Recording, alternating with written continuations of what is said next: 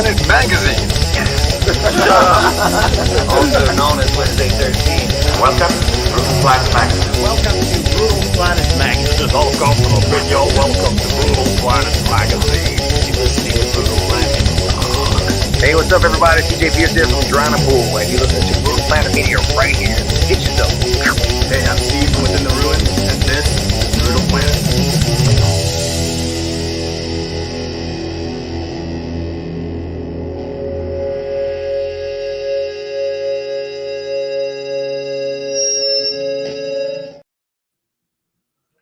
Greetings, Brutal Planet. We're live tonight with Mr. Ulrich Wild, a producer, engineer, songwriter who has probably engineered one of your favorite albums. Thanks for joining us tonight, Ulrich. Thanks for having me. Pleasure to be here. I appreciate you taking the time. Before we get started, too, I talked to Jay this morning, and I promised him I would shout out their EP, Too Little Too Late, that just came out, which you mixed. Oh, hell yeah. So Skull Riot's new EP is out. Check that out. And yeah. So yeah. Just to get things started, man. I think I'm curious to hear. I always like to ask people for their origin story, how you got into this world. Like, what led you into the world of production and engineering? Well, I was born and raised in Switzerland, as many of you know. I was in just like crappy bands as a guitarist and a singer. Can I interject a sec? Sure. What part of Switzerland are you from? Little towns around Zurich. Is that German-speaking Switzerland? Yeah, so Okay. Swiss-German area. And I was when I was 19, got out of high school, and you had to bridge like a half a year of time between finishing high school and joining the military. And I decided to go to San Francisco and study English. Basically, the second I got off the plane, I met my wife. And I studied English. You know, we went out for a while, and it was time to return to Switzerland. And I really needed a way to get back to the U.S. And I talked my parents into sending me to a recording school in San Francisco.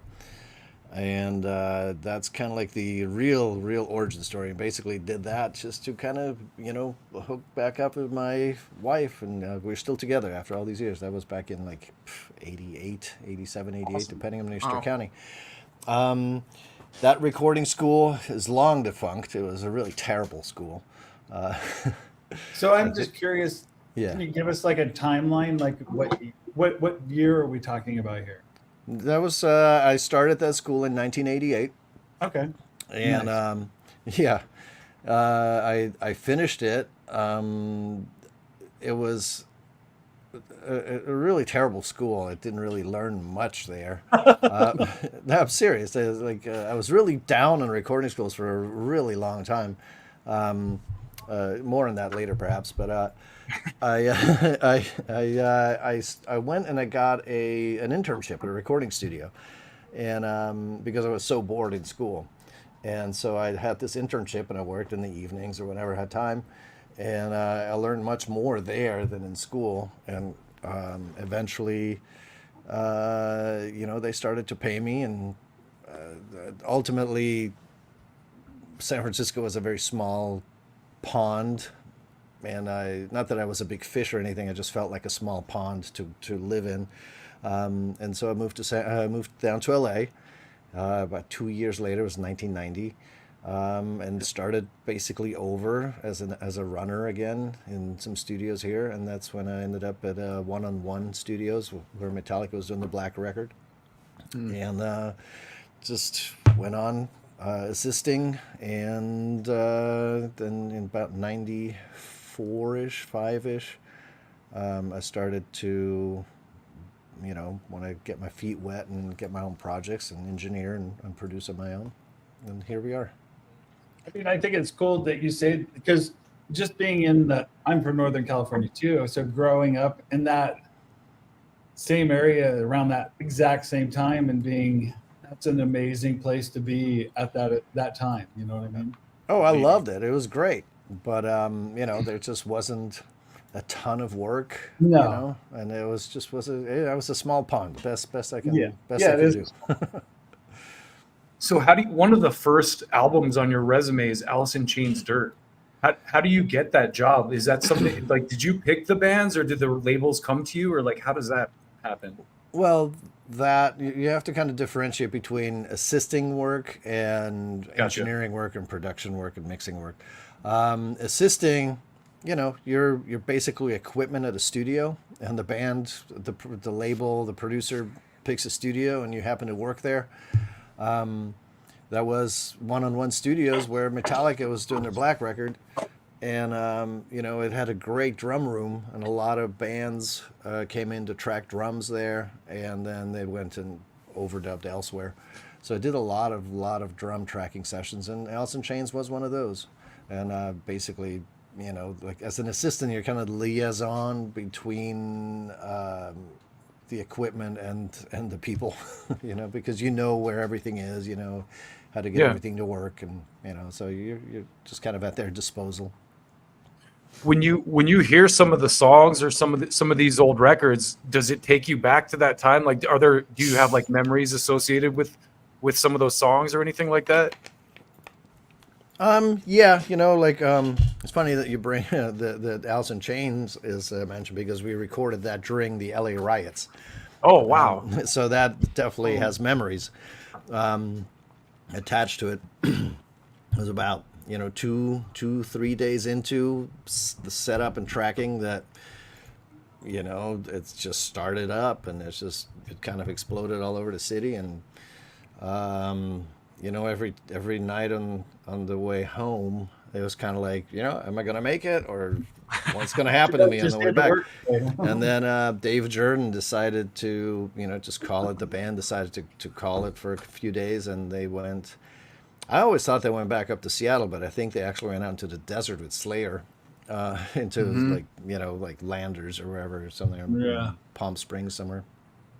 We did a thing on how Tom Araya's voice is on that like filler track on there, because I had no idea that was him, like Iron Gland or whatever. Iron Gland, yeah, that's cool. Okay, yeah. See, I don't even know that, because as I said, I only tracked drums with them. Okay. Because we you know, ran a little short on time because we took a few days off, or they took a few days off, and you know, the goal was to track drums. That's usually what the bands came in to do. So Ulrich, I'm just curious, do you have musical background? Like, are you a drummer per se yourself, or? I am nothing. No, I was just curious. No, but I mean that in the nicest way possible. No, I started out playing trumpet when I was a kid, like second grade through sixth grade. Me too. And then quickly realized that trumpet players don't get girls. Me too. See? And then decided to start guitar and got into metal. I wasn't into metal in second grade or anything like that, but then quickly, well, you know, some kids. That'd be awesome. I don't know. Yeah. You know, got into the metal and started playing guitar and started doing vocals and mostly one band that never went anywhere. But you know, now I've worked with so many. Like, let's put it this way: I'm a listener. Okay, that's where my forte is. I'm not a player. You don't want to see me perform. That's like, it's going to be like bad for you. That's and I realized that early on. That's why I ended up on this side of the glass instead of on the stage, because my forte is in listening and bringing the best out of people, editing other people's thoughts, because I have no thoughts of my own. But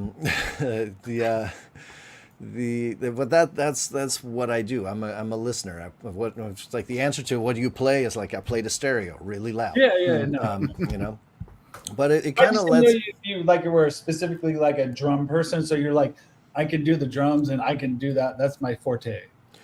No, I think my forte actually comes in is able to think like a drummer, think like a bass player, think like a guitarist, think like a vocalist, and help them excel at their jobs Nice. when I produce Nice. their music. You know, because even though like a bass has 4 strings, a guitarist has 6, 7, 8, 20 strings, whatever it is now.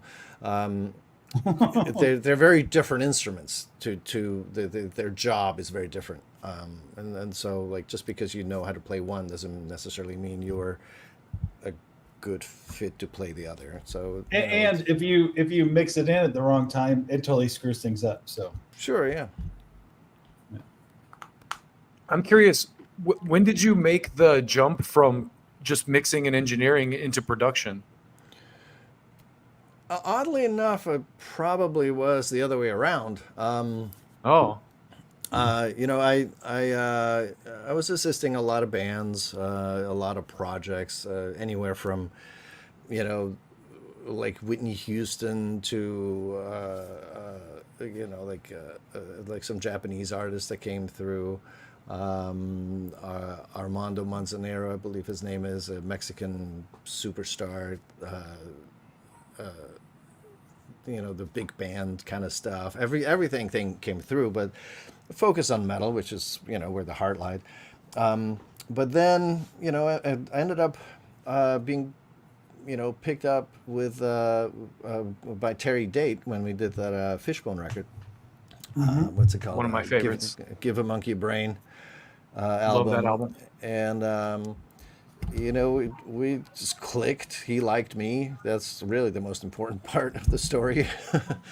And I was able to, you know, help him out. And so he dragged me along to do several albums, and I learned so much from him. And that's kind of like, and he was always like a producer, engineer, mixer person. He'd always do like his projects. You know, sometimes they would go to a different mixer or whatever, but he was like that one man production person, and I always wanted to be that. So I felt like I was in a great place to have him as a mentor. And then, you know, the first album out really out from away from his mentorship or direct working relationship was that Strung Out album. Was it Twisted by Design? Yeah. That was kind of like my first real production on my own, where I did everything just like Terry was doing.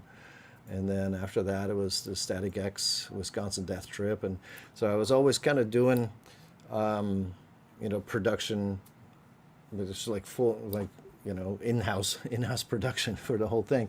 And it was always kind of like, I don't want to be an engineer for other people. That was always kind of like my thing. In retrospect, perhaps that was a bad idea, but, you know, after a while, I just ended up getting mixing gigs on top of the full production gigs. So that's kind of how it worked. I didn't even know Terry Date produced Give a Monkey a Brain. I love that album. It's a great record, yeah. Yeah, and he obviously from the Pantera. I'm a huge Pantera fan, so you know, Yeah. any huge Pantera fan knows who Terry Date is. Did you work on the Deftones record, the White Pony?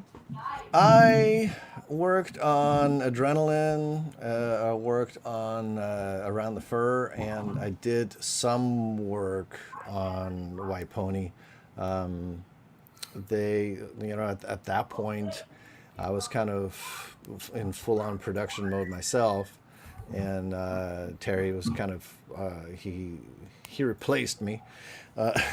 Oh, He had somebody else help him out. But then when time came, you know, the Deftones, they didn't finish Back to School and a couple other songs. And so Terry was busy doing something else when they were ready to finish those particular songs. So I got called in to help out. And okay. So, yeah. So I did. Your name is like on so many albums I love too, like the Incubus Science album. Did you just mix that, or did you play a part in that? Yeah, I mean, I was Terry's right hand or left hand or one part of both hands. I don't know. Like I was his helper, and so I was involved in the mixing of it. Like it was his neck on the line as he was the mixer, but I was his helper, and so yeah. I mean, I learned a lot from that and helped out. Oftentimes it would be, he'd work and get himself into a position and just he'd turn around and like, help me fix this, and then I'll do something, and then he'll like, you're doing it all wrong, and then he'll go back and ruin what I had, and then he'll fix it, and then he was finally happy with it, and it's kind of sort of how he did it. Is it a competitive landscape being an engineer? Like, do you have like, people that you're kind of like, oh, I got a better mix than you, or? Well, here's this mixing is so subjective, really. Like, is it better? It's like, I like it better today, and tomorrow I'll like yours better, and like it's just a different thing, and ultimately, really, it comes down to if the client likes it. That's like you're always helping the artist and the band make have their vision come true and help them make the best record they can make at the time. So it really, it's never my project. You know what I mean? It's like I'm working on it, but it's somebody else's name on it. You mentioned Static-X before, and I just wanted to ask you, like, with the Project Regeneration, after so many years, being able to find those tapes and work with those and stuff, what was that like for you? Well, it's weird. I mean, having Wayne's voice come out of the speakers and working on it, and you go like it, you kind of go like, well, I wonder if he likes it when he walks in, kind of thing, but which never happens. Right. Yeah. So that's the weird part. It certainly feels like Static-X working on it. Like it certainly has all the the signature elements of it, and in that sense, they did a really good job. I mean, I wasn't really all that involved with putting all the songs together and sorting through the tapes and all that, so I was really mostly called in for mixing, because the other was just such a tedious task of putting it all together, and they did a really good job with all that, and I was happy to help them out and see it come to bring it across the finish line with the mix. So I'm curious, Ulrich, if you have, like, to get where you've gotten and to be what you've done, who were some of the people that you admired getting to where you've got now? I mean, for me, like, I remember getting albums and always seeing Ted Templeman's name on an album, on a Van Halen. Yeah. You know what I mean? Or seeing Robert Mutt Lange's name on an album. And so just curious and not that makes, I mean, not that those names, but who did you look up to? That's a weird question. I love asking weird questions. Way to go, Eric. Yeah, Ask a weird question. That's all right. That's all right. It's good. Only because I don't know. I mean, I noticed all of their names. Like Mutt Lange and Martin Birch, and it's just everyone, like Bob Clearmountain. All these guys, and they're all there, but they like always had the heroes were always the artists. Yeah. And so, Ted Templeman definitely, like who, and John Colodner. I just remember his thing on the albums. John Colodner, John Colodner. That was always cool. So all these guys, as involved as they were, I was never like You don't have like a aspiring to be them. You know what I mean? Yeah, Like yeah. I've always kind of wanted to be like the artist in some way. Yeah, And but I so- mean, so for me, like I listened to Ted Templeman's autobiography, and there was parts of that where I was like, he was like the babysitter for some of those guys. You know what I mean? And so I'm curious too if you ever felt like you had to play babysitter to get things done. Oh, or do you have any good stories? Maybe is a better way to ask that question. Well, the babysitter part, I totally understand. But because like the producing is so much more than any, it's producing is all about the mind. You know what I mean? Getting the best out of people, and producing could be anything from, helping write the song to ordering pizza or watching somebody's kid. You know what I mean? It's literally. No, I agree. And really, it's all about finding out what each person needs at the time to get them to perform at their peak. And everybody's different. Some people really need to be coddled, and you need to figure out, it's like you cannot like fuck around and joke around while they're having a hard time, right? And other ones, they need to be completely beaten up to get like the best out of them. You know what I mean? And that's really the most important part, is trying to change people's attitudes and perceptions and perspective on what they've created, or how they feel about things. And it's like it's a lot easier to twist knobs than to twist heads, True. And But do you ever in any of your recordings, do you ever feel like you're playing like counselor, babysitter? You know what I mean? Like every single one, every day, all the time. Yeah, cool. I mean, yeah. that's cool. I was just curious. Yeah, no, totally. Yeah, I mean, I absolutely. want to hear some horror stories. Don't use names. I don't want to hear I want to hear the good stuff. I mean, I mean, not like the bad stuff. I want to hear like the stuff where you went just like where you brought it out of them, and you're like, "Come on, you can do this." And yeah, I mean, I get phone calls from people about how they want to quit the band, and how they like one of them. There's one guy who, on the first day recording the album, asked me if I had Fred Durst's phone number so he could try out for Limp Bizkit, because he was just not feeling it. You know what I mean? Like things like that happening. It's like, all right, here's the phone number, but I'll see you tomorrow. Things like that. So it's there's one guy who, the demos were great. Like, and that's always a problem when the demos are really good, because it makes my job so much harder to make the album sound better. If the demos are crap, then it's so much easier to look like a hero. But anyway, so their demos were great, and he's a guitarist, a singer guitarist, right? And I was so excited to do vocals, and everything we had just like everything was sounding great. It was time to do vocals, and he gets started, and it's bad. Like, it's terrible. And I was like, oh, fuck, what are we going to do? So we tried different things. Tried headphones, tried handheld mics, tried speakers, tried both.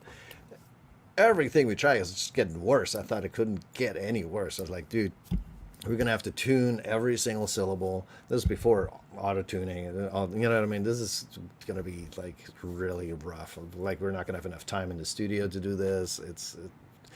And then I just kind of thought, what is different? Why, like, what is the one thing? Why is this not working? And I realized he's not playing guitar while he's singing. And so I was, all right, dude, strap on the guitar, turn on the amp behind you, and, play guitar and sing it. And it was perfect. It was almost like a comfort thing for him. His brain needed to have the distraction of, like, playing along to free himself from the anxiety of performing well, or some kind of thing like that. Yeah. I don't know. Well, I can see And- that as someone who's played guitar before and sang too. It's like sometimes you almost need the melody to harmonize to.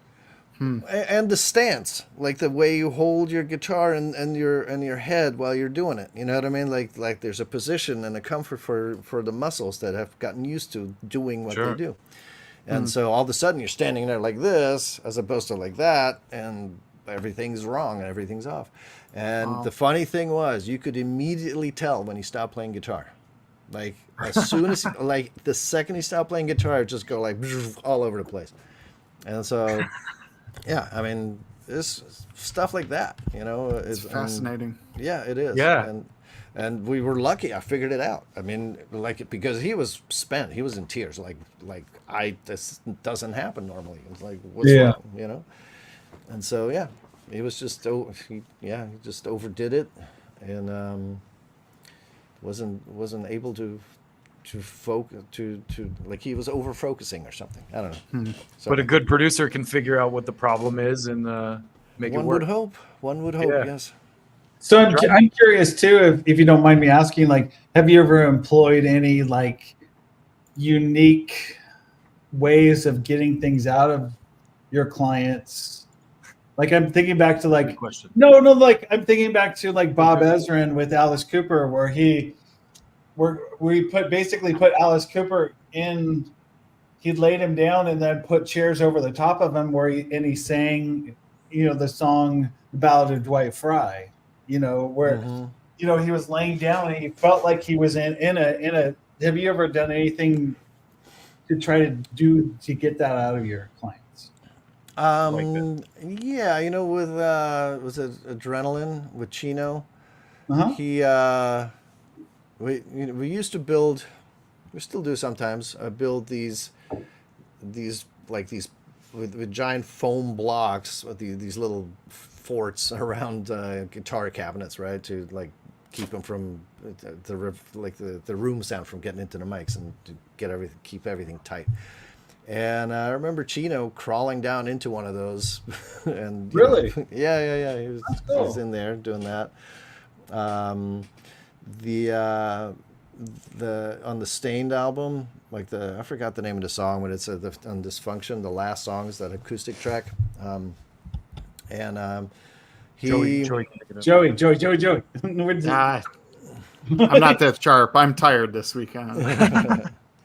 And so they tried to do it like the production way, which is clean guitar, it's an acoustic guitar, and it's just like the singer-songwriter kind of thing, and it just never was the right vibe.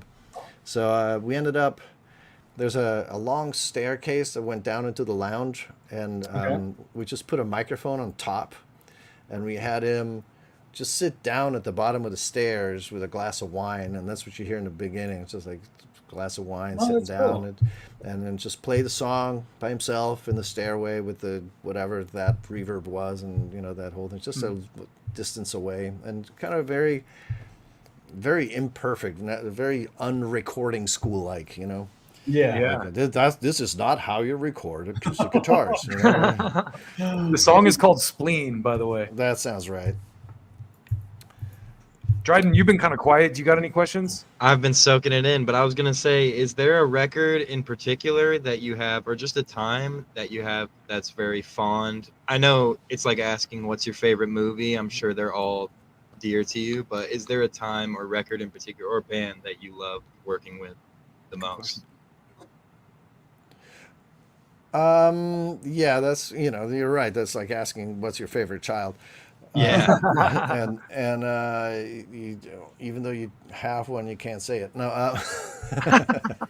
no, I'm kidding. I have 4 kids. I know what you're talking about. Right. I only got one, so I got it easy. Yeah, there you go. Really, the answer is that it's always the one I'm working on right now. Yeah. That's kind of like the thing. I always want to make like the best record ever right now. And So tell us what that is. What is that? Well, right now I'm working with. Well, let me get my list out. Yeah, let's do well, it. well, we got Skull Riot. They already got a shout out. We just shouted them out. Yeah. Yeah, and those guys are great. The duo that's just kind of like That's I don't know. That's how I met you too. So shout Right. out to Jay from Skull Riot. Great band, great guy. And then I have Raven Black, which is I love Raven Black. Oh, thank you. So we're making another record with those guys. I got Die Humane. That's Rick Hunold is in that band from Exodus, and we have some crazy guys from Texas, and they put together this insane project of like metal meets industrial meets like a string quartet and some saxophone. And it all that sounds completely insane, and it is, but it actually makes sense when you listen to it, which is the amazing part. I love stuff like that. Yeah, so definitely check that out. What's it called again? Die Humane. Die Humane. Yeah, I love that. The album's called The Grotesque, and they also did a cover of Something I Can Never Have from Nine Inch Nails. Oh, nice. Oh, nice. Yeah. It's only 10 minutes long. Yeah, there's a lot of really long songs. It's like everything's like very 2023, 2024, because it's like right now it's short songs, no intro, get to the point. It's like everything's completely just on their own terms, which is great. Then we got Skin Lab, working on Skin Lab right now. Wow. And then we got a new band, or not a new band, but a young band from San Diego called Nukem, and that's a thrash metal band, and that's some sick shit coming at you with that one. That's a great name. Yeah, I was just gonna say, Nukem can only be anything but it can't be anything but thrash. I mean, that's like right, yeah. But then I'm able also to branch out a little bit, which is really nice. And I mixed an album for Arcane Lullaby, which is like a multi-genre band from Santa Cruz. Nice. Here in California. I want to say multi-genre. It's softer, it's kind of like beach music, a little more bohemian. There's some reggae, there's some very mellow stuff, very, very cool and sweet music. And a young lady project called Crystallize, did a song with her, kind of like an alternative female vocal alternative rock kind of thing. Very cool. So those are the ones I'm working with right now. I was so happy to see you done some work with Bisa Blanco. Oh yeah, that was fun. Those guys are so much fun. Yeah. That was it was a little while ago already. Yeah. Had a good time with those guys. We kind of copped our name from Alice Cooper's Brutal Planet album, so okay, yeah. His daughter, we had to like pay homage to his daughter. Oh sure. We basically said, we tell your dad not to sue us. Well, yeah, she understood. She's like, no, she's like, he's not going to sue you guys unless you pretend to be Alice Cooper or something. There you go. But yeah. She understood that we were paying homage to one of the greats. So very cool. Any of you guys got anything else? I've been asking a lot of questions, so I don't want to keep jumping in. I could ask so many questions to you right now. I'm just curious, like, so this is just a general question. So like when you see remastered album come out in 2024 and you see is that just somebody else that's just somebody else mixing those to sound for the current state, right? Well, remastered, is not that big of a thing to me. Yeah. Remastered, it just, just louder, right? It's louder. There's there's difference in the way they're treating low end and things like that. back in the day, like when metal first started out, for instance, they didn't know what to do with fast kick drums, you know? Yeah. They didn't know what to do with all They that didn't know what to do low with end. drums, period. Exactly. Well, so you can probably speak to this a little bit too, because we had an argument in the comments because someone was talking. We were talking about the bass and Justice for All, and I said bass in rock and metal generally like wasn't really that big of a focus back in the day to begin with. Is that true? Because people are yelling at me for that. They're like, bullshit. It depends on the band, you know. Like if you, particularly like earlier Metallica, before Justice, obviously the bass was much more prominent. And they just turned them down. You know. But a band like Saxon, it's the same thing. You know, Saxon I feel like early Saxon, I loved early Saxon, but it never really got to me because of the way it was mixed. Sure, yeah. But You know even then, you know, Lemmy's bass is loud, you know. So, but that's also kind of so I'm wrong about that. Well, no, I think it's just not a blanket statement. I think you're right in the sense that like a lot of bands had bass players that just doubled the guitars, and so it just became one sound, as opposed to like that's the bass and that's the guitars. You know, like a lot of like bass players then go and you know they harmonize, they play different, they play different speeds or different parts or whatever, and that is much easier to hear. Right. Mm-hmm. Yeah. But if you just double the guitars, then and sometimes that's what needs to happen. So it's like a super powerful section that way, as opposed to bass player doing their own thing. So but you know, like bands that had let's call them lazy bass players, or domineering guitarists who didn't want the bass players to do anything else, then you know the bass gets lost in the shuffle. You know what I mean? And like with Van Halen, for instance, you definitely know who's playing the bass and how he's playing it, because the Michael Anthony quarter note thing, you know what I mean, is like very important how he's holding everything down that way. So you know the bass. In many bands, the bass is much more important than you give them credit, and other bands, not so much. I just saw Creed Saturday night, and Brian Marshall is a beast on the bass. I mean, he was doing all sorts of stuff and making it look so easy, and I like hearing his bass. Right. Yeah, I mean, some bass players really know how to, you know, bridge that area of, you know, between the drums and the guitars, and have their own space and shine without stepping on people, and you know, and that is like the thinking like a bass player part of it. You know? Rudy Sarzo, one of the most amazing bass players I've ever seen. Yes. Yeah, I had the pleasure of recording, or I was assisting the project, the Muddy Waters tribute thing. Oh wow! Played on it. Yeah. So that was really fun to see.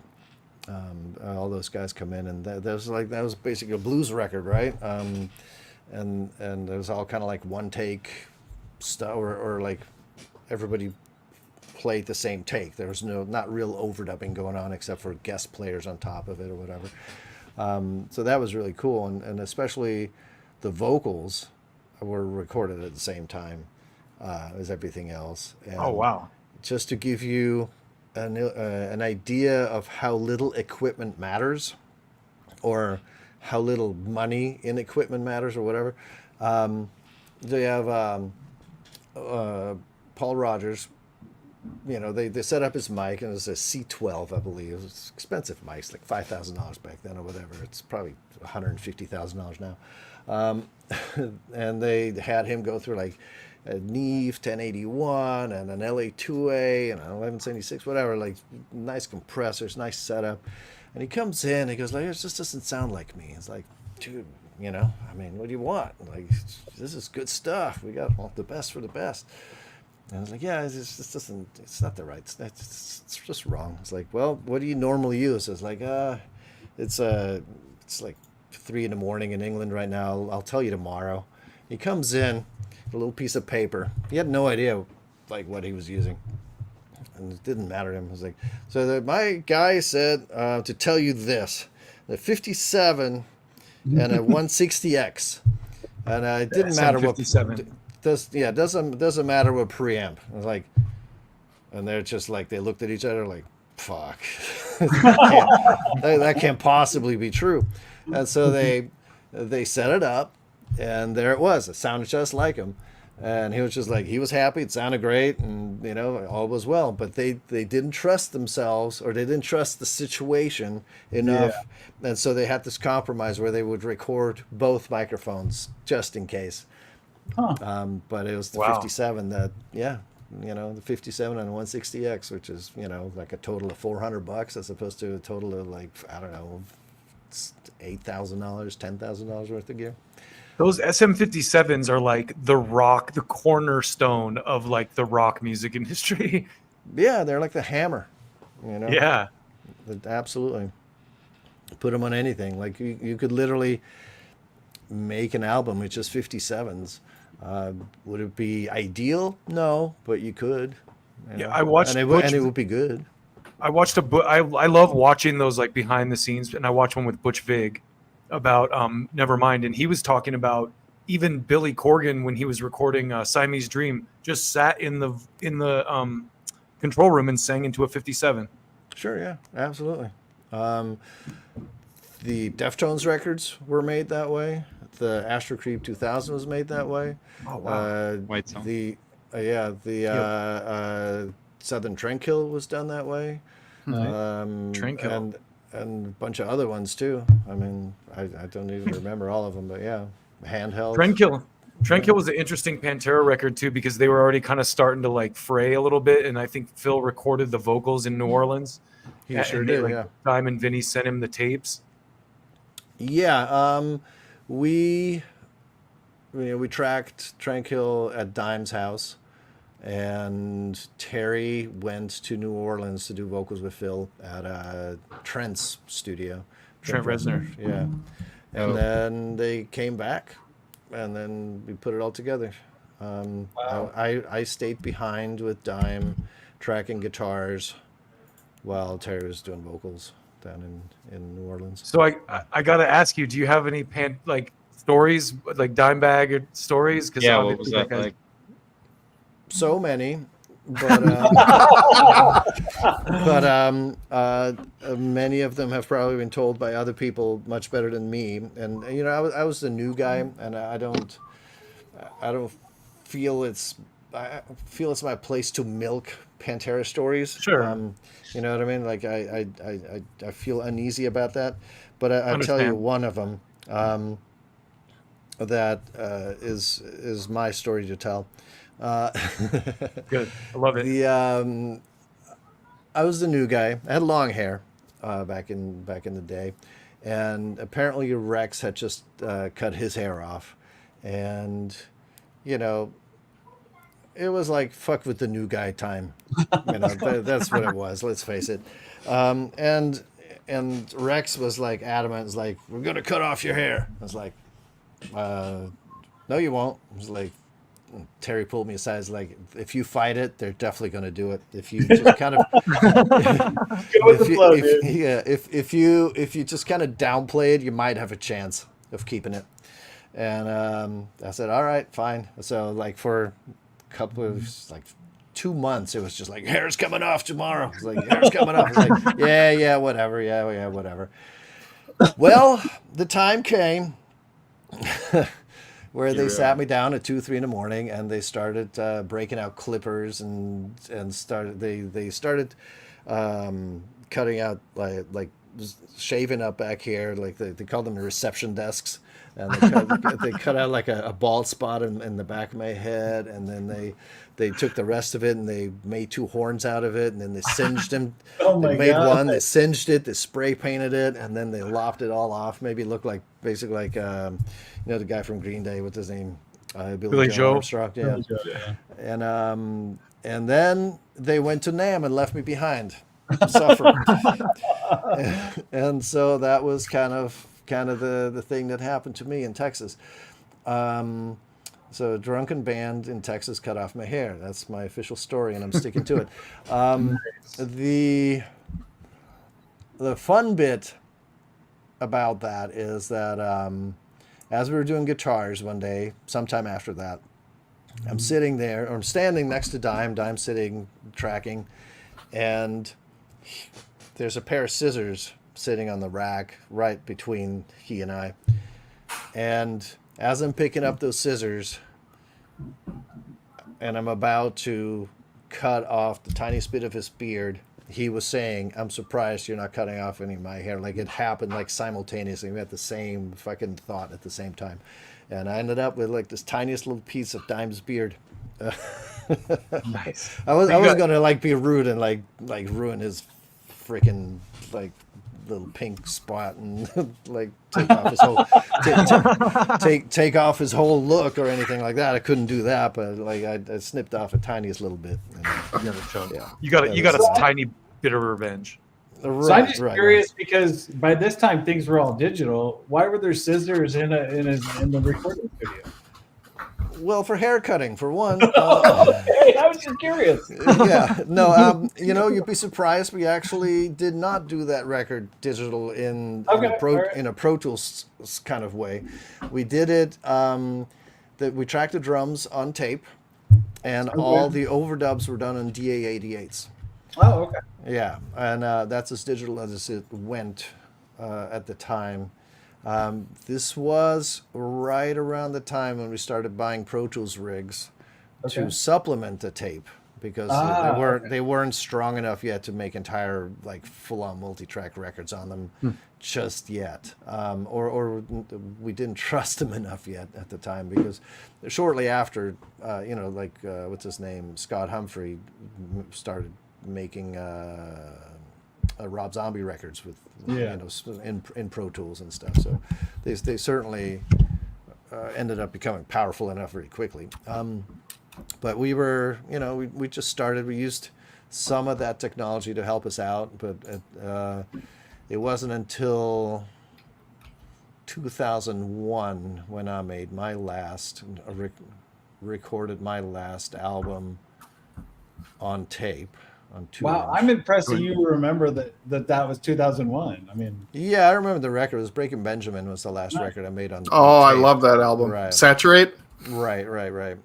And then it was the Start a War album that I used half inch as the last time to mix down to. So that was what 2004 or something like that. I'm always so impressed by guys that cut that tape up. Like, I was watching Butch Vig talk about like editing with tape. Like, did you do that type of stuff? Yeah. I mean, that's routine back then. That's it's once you get the hang of it.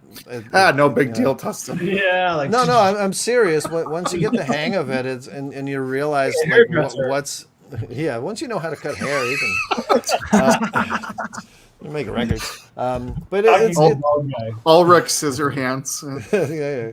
But yeah, like there used to be, I'm sure you've seen as like recording studios full of like just snippets of tape hanging down with like weird little grease pen markers of like, the song title and verse 1 or fill into chorus or whatever the hell it is, and with a little arrow so you know which direction to put the tape back in, things like that. That's cool, because that's a lost art. Yeah, I mean, technically, we're still doing the same thing. Like, editing in digital is still the same thing. You just look at your waveform instead of listening to it when you do it. But give those kids some scissors and some film, and there some tape reel. Of course. But you know what? Like, if the other way around too, if you got like some really old school guy and give him a Pro Tools rig and say, "Here, go make it work," they're like, what the fuck? It's the same thing. It's just a different direction of the flow. The technology changes. I always got mad because people would say like, "Oh, you're not a real DJ if you don't like spin like actual vinyl records," and I was like, that's like saying you're not making a real phone call if you don't use a rotary phone. Technology changes, Yeah. I don't really subscribe to that kind of stuff. Like, if it had gone the other way, think about it this way, right? So you have tape, right?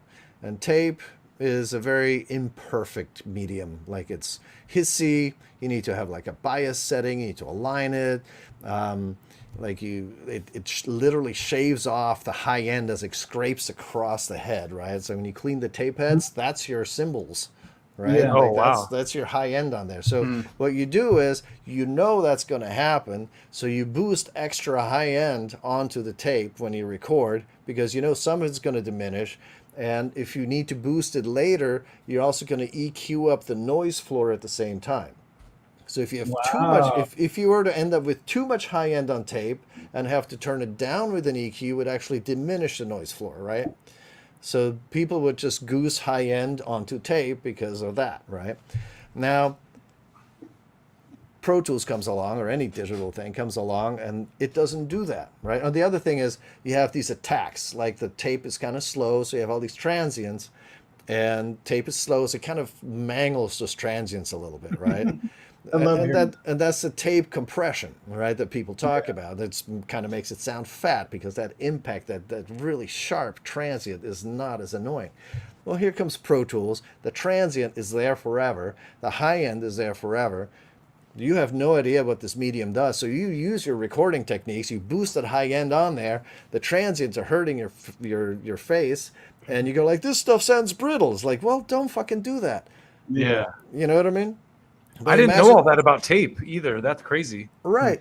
And so, but now imagine the other way around. Somebody's, been recording digitally for like 40 years or whatever, right? And some fucking hippie comes along and goes, nothing against hippies, I'm sorry.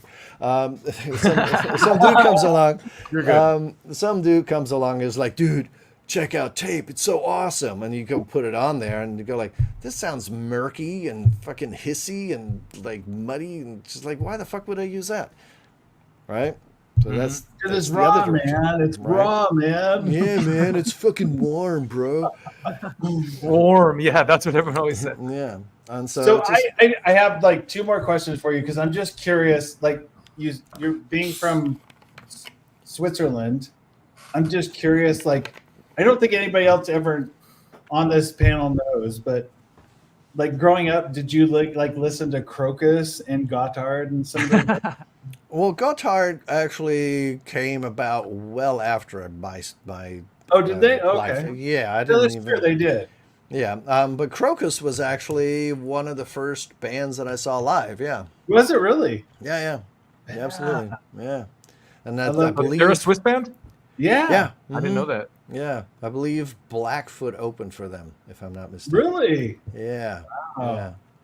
That's cool. I love see being a child of the '80s. I love the old Crocus stuff. You're Yeah, also yeah, just yeah. a big Euro metal fan. Yeah. Yeah, I am a big Love Euro. that Euro metal. Sure, But yeah. that Those leads good me times. into my next question, which kind of it'll tail into probably what we won't talk about this week, but we will next week. Do you have any recollection or comments on the Wasp, their original album? Because we were talking about that earlier. Oh yeah, like when that came out, just like holy crap, these guys are crazy.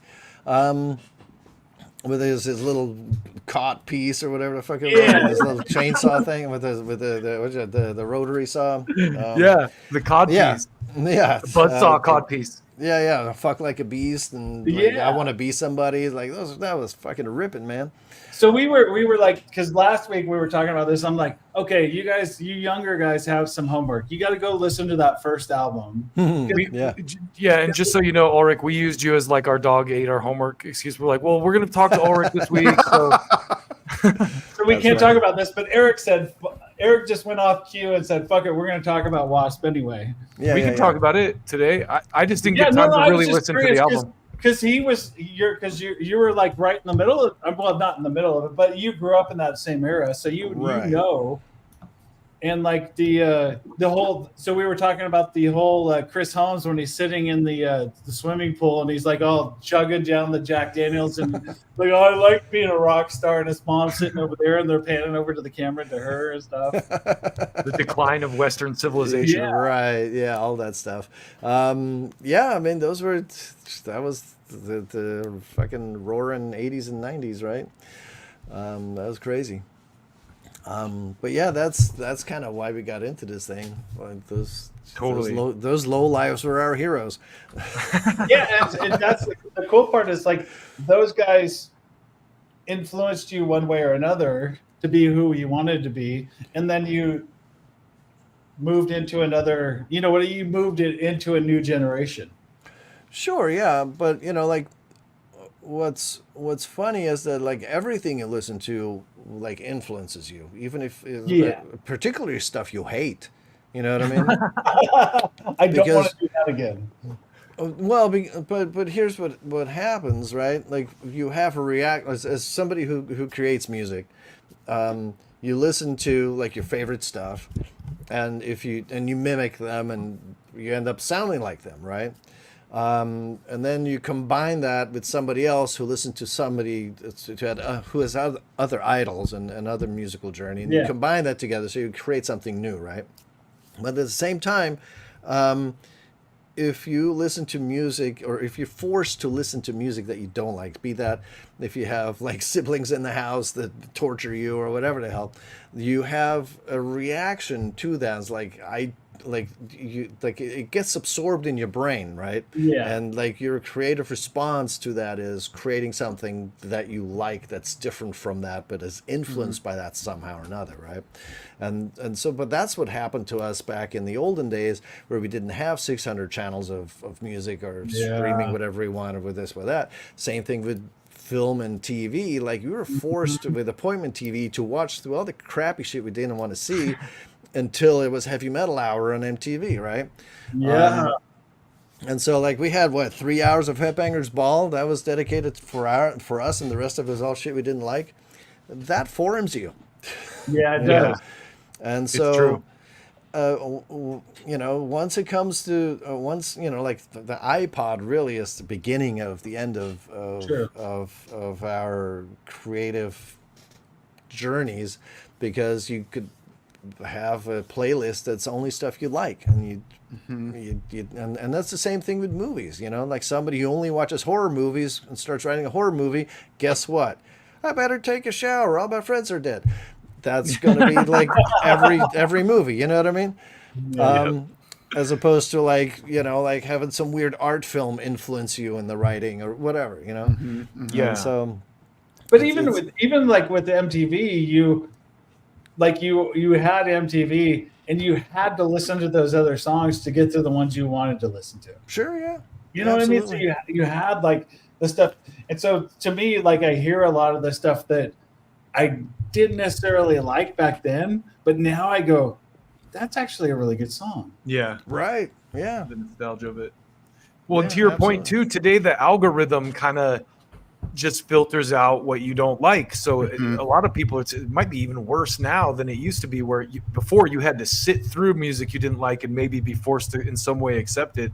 And now it's just you curate your own little algorithm, and Yeah, you couldn't skip through real time. And what Yeah. what it comes down to is what I've always said. I might not like it, but it's somebody's art, and I need to appreciate it. Sure. Totally. But most things, there's exceptions. yeah, that's true.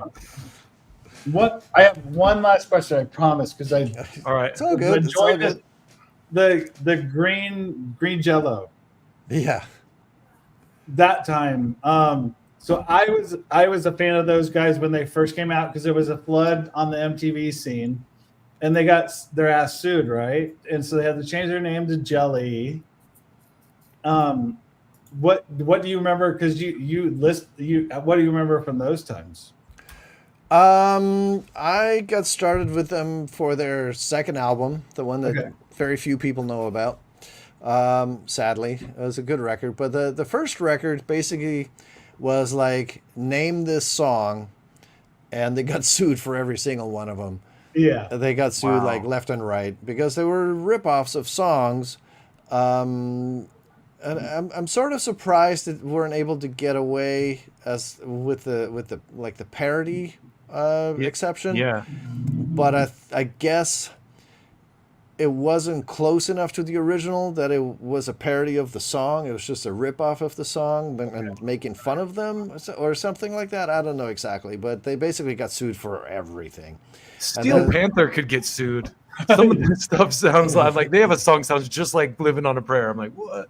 Sure, yeah. I mean, that's. But I have the original CD when they were still Jello. And right. I love that. Collector's item. Yeah. They had to, and the Y with the umlauts is pronounced O, by the way. Yeah. Oh, I mean, that's great. Yeah, so the second album too, it's 333.